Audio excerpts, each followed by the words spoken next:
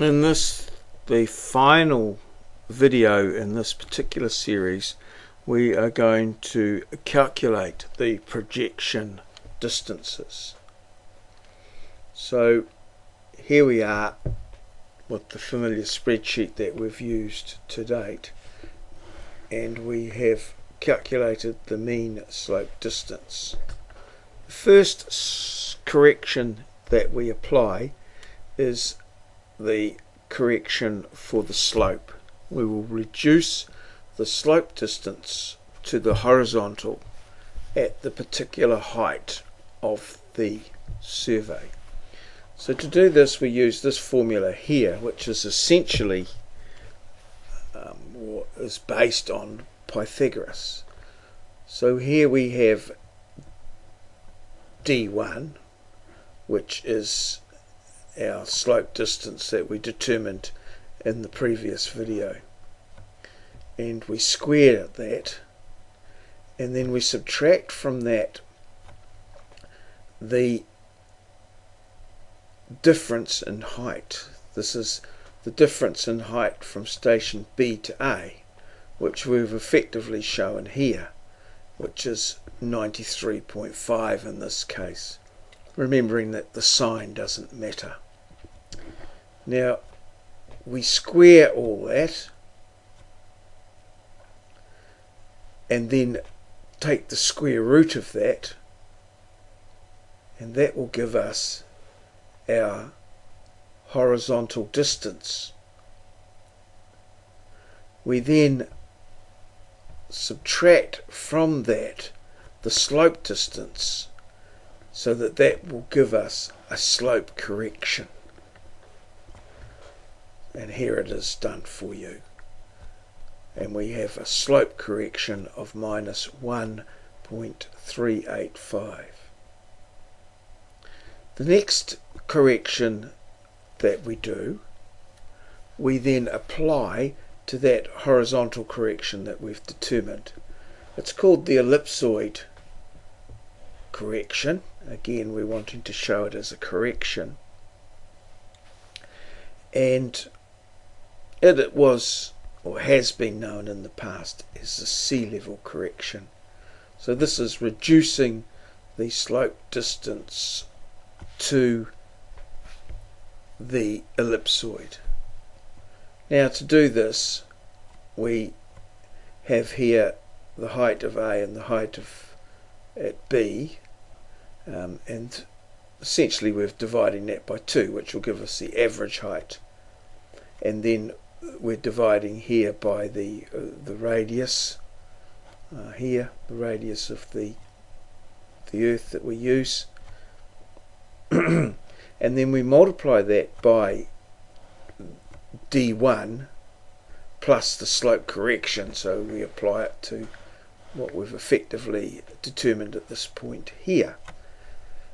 And if we do that, we get a correction here of minus 0.119. Now the next correction that we're going to determine is the line scale factor. Now what we do with the line scale factor is we determine what it is in parts per million using this formula here. So this is the line scale factor in parts per million. We effectively work out the line scale factor here, and then subtract that away from 1, and then multiply that by 1,000,000 to give us the actual parts per million. We do this in a 2-step process. We determine the parts per million, and then here we determine the actual extent of the correction. So we work it out as a correction, which is just quite simply the parts per million divided by 1,000,000 multiplied by the slope distance, which is of D1, plus the slope correction plus the ellipsoid correction, and that gives us a correction, the line scale correction that we need to apply to this particular measurement to get the projection distance. Now the line scale factor is based on the eastings at each end of the line. So first what we did was did a traverse sheet, just using approximate distances. I've just shown the distances here to the nearest meter, just showing the approximate distances, and so that we get them approximately right, because it's a very small, minute quantity we're doing, and we don't need to have accurate coordinates for that, so we just determine them to the nearest meter. So here is I've put in the bearings that we've reduced, and these are the distances here. Note we're doing it east north here, and so we just get the approximate coordinates, and we only need the eastings for this particular calculation. So going back here, I've recorded the eastings in here. Now note this is the KO, this is the scale factor here at the meridian of the projection, in this case the Mount Eden 2000 projection, geodetic 2000, and this here is the easting or the false origin, the easting of A and the easting of B. Now E-A is the easting of A minus 400,000, and E-B is the easting of B minus 400,000, the false origin. So these here are the distances, the true distances from the actual false origin.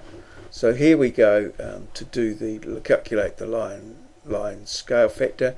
KO 0.999, 1 plus EA squared, which is this here, plus EA times EA dash times EB dash here, plus EB dash squared, all divided by 6 times the radius squared and times KO squared. Now that gives us the line scale factor there. We then subtract that all away from 1, multiply by 10 to the power of 6, and that will give us our parts per million, which is minus 81.69 parts per million. Then, as I say, we carry on here and work out our line scale factor by multiplying our parts per million by the reduced ellipsoid distance, which is that plus that plus that, and that gives us a correction for the line scale factor, which we then apply again, and that gives us our projection distance M, projection distance in meters. Note this is a projection distance, not an ellipsoid distance. In this instance, when you're going and doing the whole calculation, you will be calculating a projection distance from each end of the line. So then once you've got your projection distance from each end of the line, you should mean them to get the mean projection distance that you would use in the calculations. So once you've been through all of the distances and reduced them and got the mean projection distance, you then go to and determine the final coordinates. And here we are with the final coordinates here. Just perhaps want to make that a little bit smaller there. These are the final projection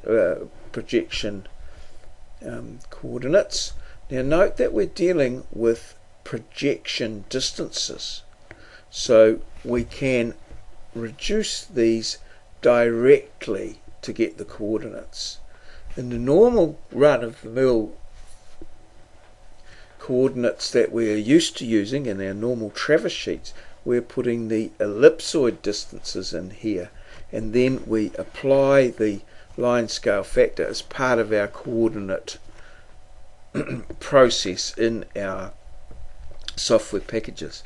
But here we are using projection distances, so there's no need, the coordinates can be derived directly. So here's all of the bearings and distances here, and here are the final reduced distances. These are the final reduced bearings here, and we can multiply them out by the usual way of working out what the delta east and delta n, just using sine and cosine of the angles times the distance, and we can add all of those, just add those cumulatively till we get through to here, and what we find is we get 438,682.593 and 710,579.489. So that's unadjusted. This is the known value of trig 2, and we can, by subtracting one from the other, we can work out what the misclose is. In this case, 0.046 east and negative 0.019 north, which is effectively, obviously means south. Now, to determine the horizontal misclose, first of all, we use Pythagoras for these two here, to the square of that plus the square of that, and then take the square root of the sum will give us the 0.050. By putting these ordinates out, we know that we're going starting from a point here, we're going 0.46 east, and then we're going 0.19 south. So that gives us an angle in here to the 90 degrees of 22.2634. So we add our 90, which would give us the bearing of our misclose of 0.050 at 112.2634. We can also work out our misclose as a representative fraction by dividing 17706.431 by 0.05, which gives us our misclose as a representative fraction. Having determined the total misclose, it now comes to the point where we have to distribute the misclose. I've distributed the misclose based on distance. So what I've done is worked out the distance as a proportion of the total multiplied by the misclose. So we can see here that we get 3155.475 over 17706.431 times 0.046. If I just click on there, you can see the formula there, pushing F2, we can see the values involved there. I've then copied that down and accumulated it, and we can see that it agrees with the 0.046. I've then done the same thing here for the 0.019, and that is our adjustment according to Bowditch. Then it's just a simple matter of calculating the coordinates across by adding them, adding the correction to the appropriate ordinate of the coordinate pair. And then we can also check that we've got these totals here equal to the known. So there we have the Bowditch correction to the coordinates. And that completes our reduction of the whole problem that we started with, or a control traverse. Have the adjusted or reduced bearings and projection distances here, and our reduced projection coordinates here, and our heights were calculated previously in another spreadsheet.